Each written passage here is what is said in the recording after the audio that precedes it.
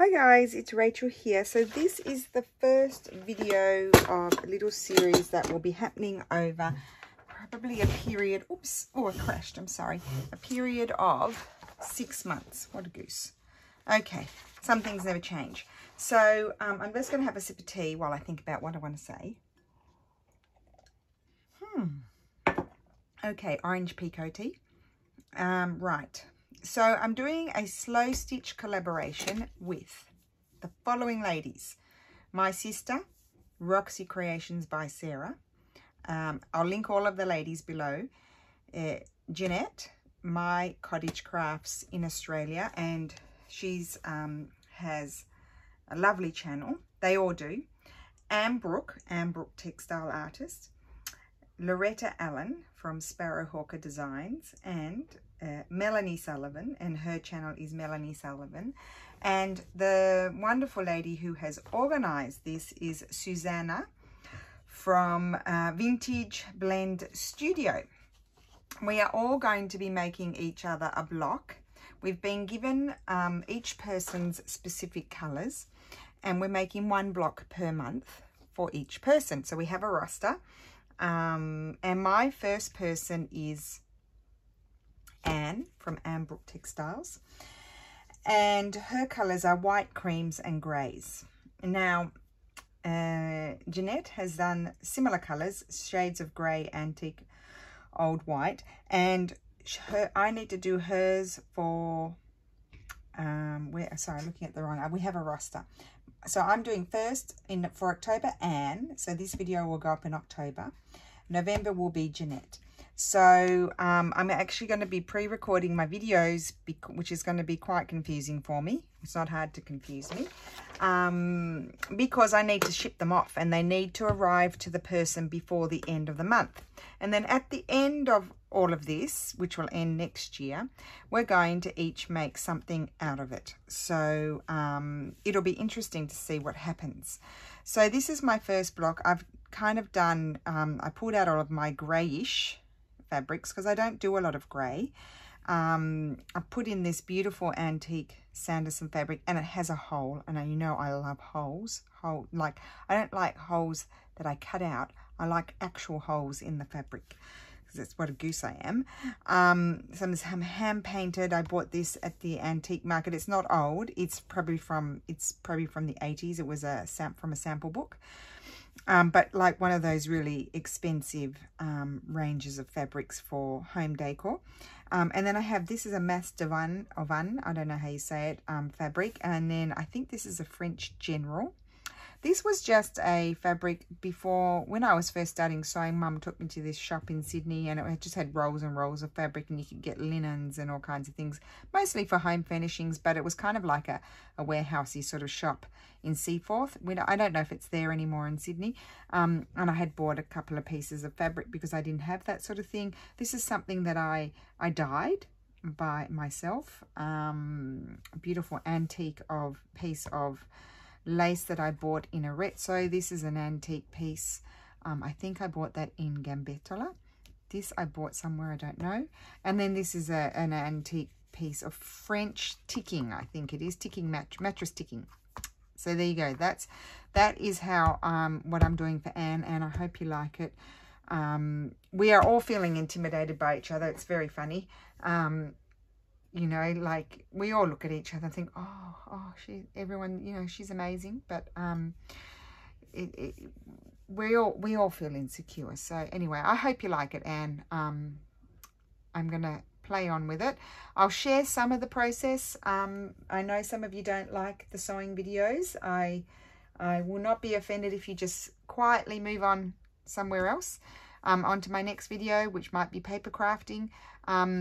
Now I'm going to talk about my process here. So I'll have another sip of tea, because I do get a lot of questions. A lot of people are becoming quite interested in this slow stitching. And as we know, slow stitching is a combination of, it's mostly hand stitching. Like there's very rarely, not often any machine stitching. Quite often there's rows and rows and rows of cantha stitch or borrow stitch or running stitch, whatever you like to call it. Or sashiko stitch. But sashiko, from what I know, is Shishiko is the running stitch, but it's in geometrical patterns. It's very precise. Very, very, very precise Japanese technique. Whereas burrow stitching is a mending stitch where you're mending things and giving things a new lease of life, which I really feel like this is what this is, because these all, except for the newer fabrics, but all of these other fabrics had another purpose in their life and they're being repurposed. So basically I've started, now where did I put them? I've got my other ones. Just a piece of calico. This is me. I don't iron anything. You'll see it's not ironed. And I just sort of grab my fabrics and I just start, just say this is one of my fabrics. I just start laying them out. So I had this color in my thing and I sort of just start laying them out. It's a similar process to collage, my big, you know, paper collage. Put your bigger pieces down. Not even, nothing is even. And you just start layering. You start with your must-haves that you must put in it, and then you slowly find pieces and audition pieces to go along with it. So just say, these were some of my, this is a linen, I think that's a French linen that I had, and you know, this is the beautiful Sanderson piece that I will use sparingly because I love it. Goodness knows why. But I do, and you just sort of start laying them out and coordinating them until you get a composition that is pleasing to your eye. As I was talking about it to Mum today, it's just something that it's kind of like a feeling, like you feel good about it when you look at it. There's nothing jumping out at you that's annoying you or anything like that. Now I don't know, my ideas sort of evolve as I go along. I'll start stitching everything down. I don't quite know where I'm going to take it, so my first important job to do is to actually stitch it all, you know, sew it down so that it, you know, I can take all my pins out. That's what I want to do. So I don't actually know where I've got any, where my needles are. I haven't sewn properly for quite a while. Okay, so here we go. Got this needles, more needles in the back, the ones that I like. Okay, and I'll just, normally I would tack it, but I might just,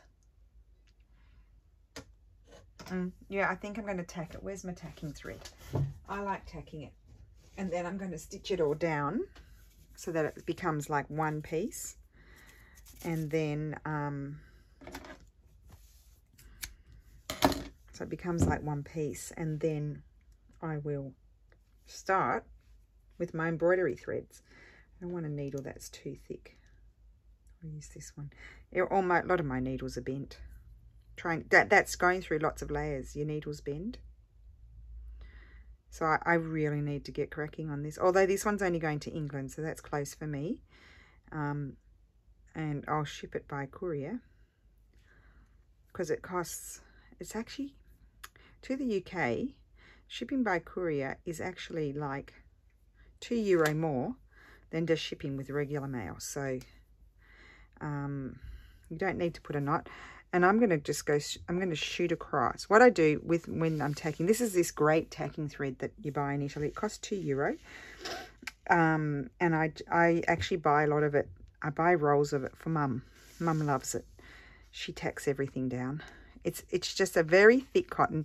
You wouldn't embroider with it or do anything because it breaks quite easily. I'm just going to go across this edge here. You just do really big stitches. I probably should need a longer needle actually. You just go right across. And I always start in the center. So that way I know that my central things are laying flat. And I'm going to go there. I'm actually standing. So you can probably hear me really well because I'm standing right near my phone. Now, I'm worrying about having it, you know, pre-recording these videos because they'll sit in my phone for a while until I'm ready because I need to film the bits and pieces of the process. And I don't have that, you know, the memory might fill up, which is a problem. Anyway, so that's going to go there. So always when you're doing fabric, you know, put it down and readjust because things do move about a bit. see, it doesn't take that long. And then you can take your pins out. Don't need your pins anymore.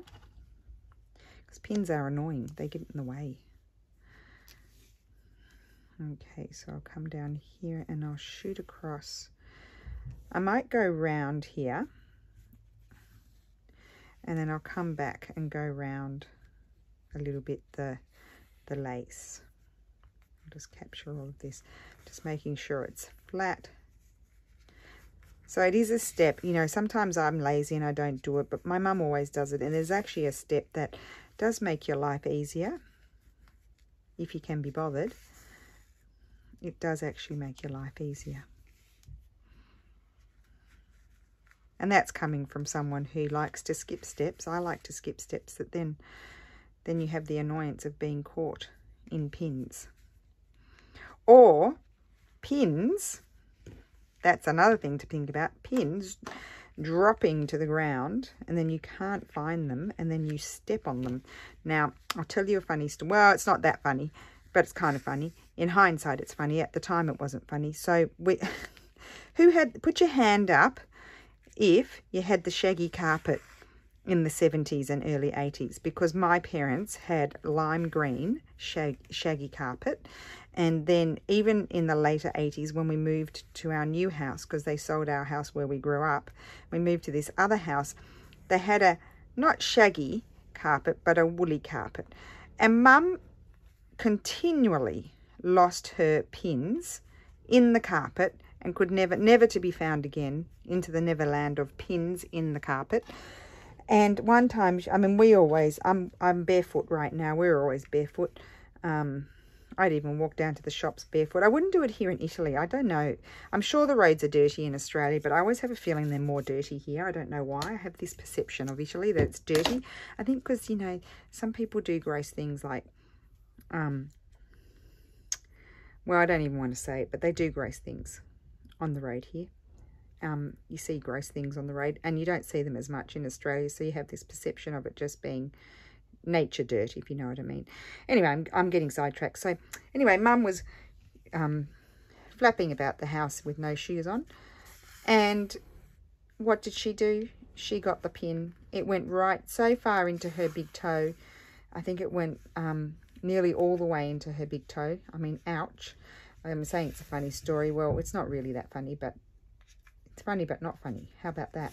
But anyway, so she went right into her big toe, and she had to be taken to the hospital and have it cut out. There you go. So recommend, if you've got carpet, tack, so you don't get pins in your toes. It's not a smooth move, as I would say. I'm going to just go diagonally across here because I sort of feel like this might annoy me popping up like that. You see that, how it's popping up? It's kind of neat. This intersection here needs a bit of stitching just to hold it in place. And I'm going to go sort of across over here. And the idea with not putting you don't put any what did I want to say? You don't put any, I've got stitching there, so maybe I'll go diagonally across here. Any knot, because you just pull these out once you're done. I probably don't need to worry about that edge over there. I've gone off screen. Don't worry, I'm coming back. Go up across up here.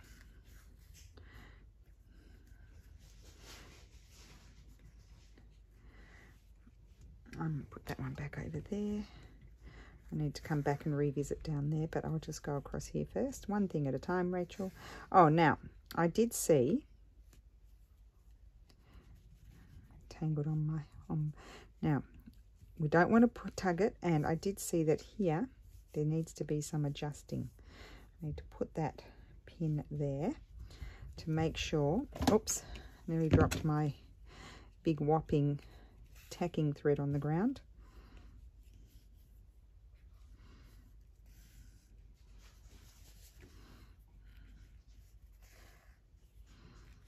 I mean, my mum in her beautiful work has been known to even leave her tacking threads in. She doesn't even take them all out. So that's the end of that one. And then I'll just get another little bit because I need to go around here a little bit.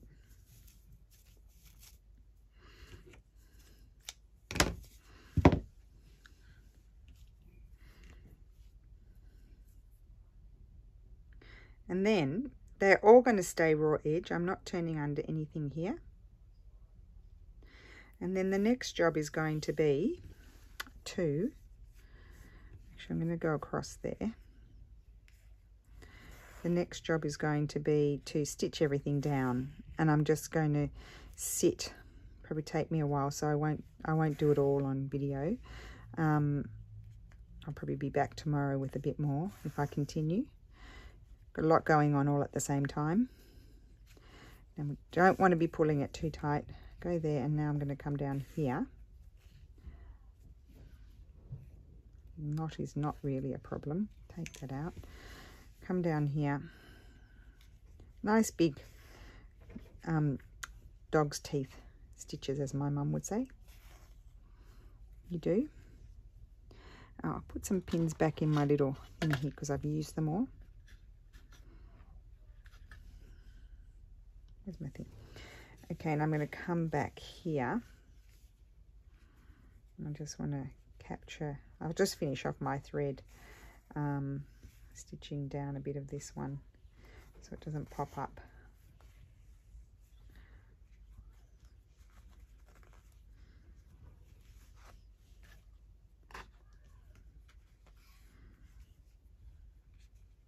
There we go, and I can just end that off. That's doneth.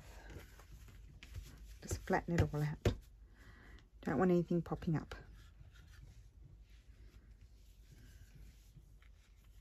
Okay, there we go. Right, now have another sip of tea. I'm nearly done with my tea.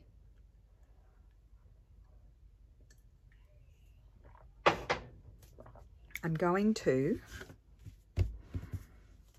use this thread because it's a fairly similar colour, and I'm going to stitch down my bits. I don't like that needle very much. It's very flimsy. It's one of those ones that I break all the time. It's probably the last one I've got left. So my first job I'm going to do is stitch around my laces, I think. Do my quilter's knot. Just a minute, I lost it all. Here we go. 1, 2, 3, 4. It's a very fine thread, so I'll do it about 4 times. Okay. So I'm actually just going to do a little running stitch along here.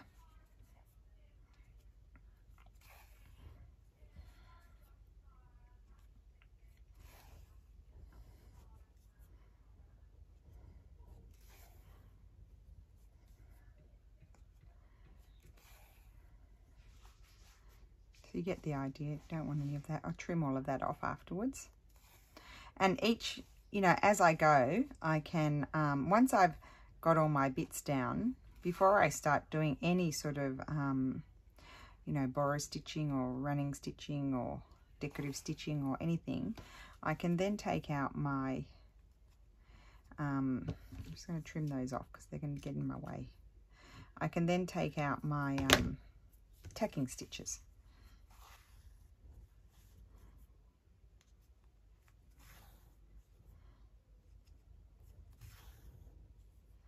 This is nice strong thread, very, very good for this. I don't know what it's for. I think it's crochet. I bought it at the antique market in Sydney.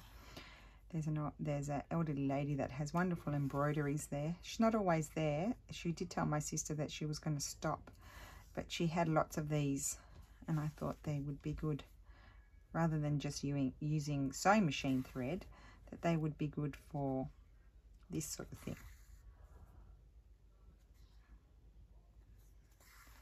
So this is going to be a fun project.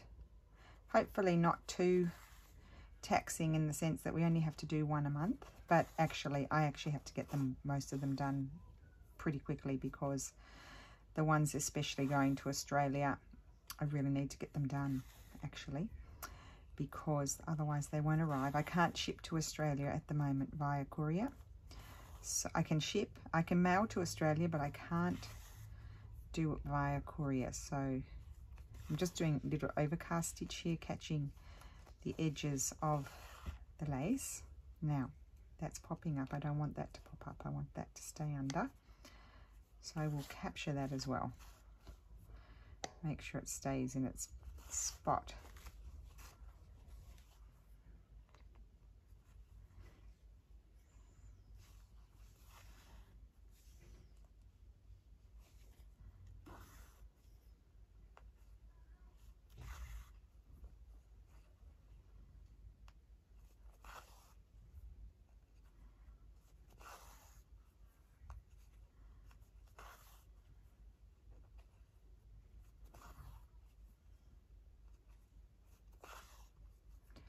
So that will give you the idea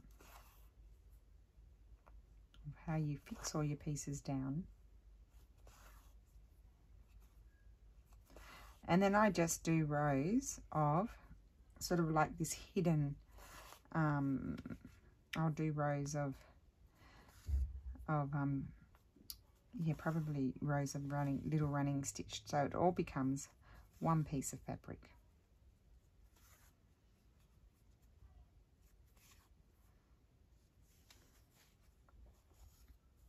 Okay, so that's that one.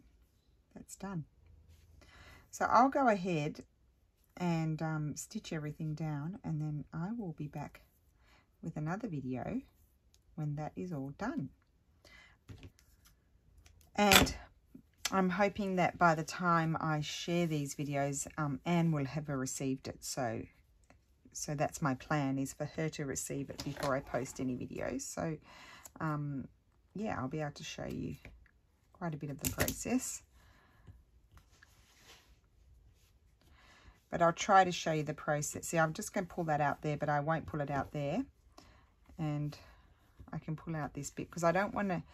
The one thing I will say is it's a bit, I mean, sometimes you do actually, your needle goes through into your thread, so it's quite hard to pull the stitches out. I just cut them.